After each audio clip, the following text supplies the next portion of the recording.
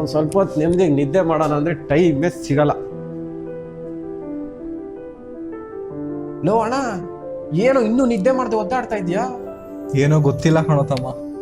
ಏನು ನಮ್ಮ ಅತ್ತಿಗೆ ಇನ್ನೂ ಕನ್ಸಲ್ಲಿ ಬಂದು ತೊಂದರೆ ಕೊಡೋದು ನಿಂತಿಲ್ವಾ?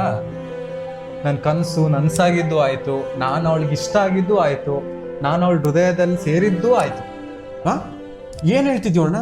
ಇದೆಲ್ಲ ಯಾವಾಗಾಯ್ತು? ಅದು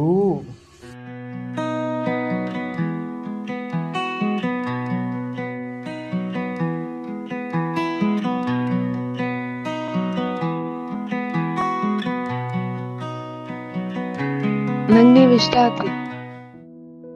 ಓಹೋ, ನೀನ್ ತುಂಬಾ ಸ್ಪೀಡ್ ಇದೆಯಾ ಕಣೋ ಅಣ್ಣ. ಅವ್ಳ ಫೋಟೋನ ಇಟ್ಕೊಂಡಿದ್ಯಾ? ಹೂ ಕಣೋ, ನೋಡು.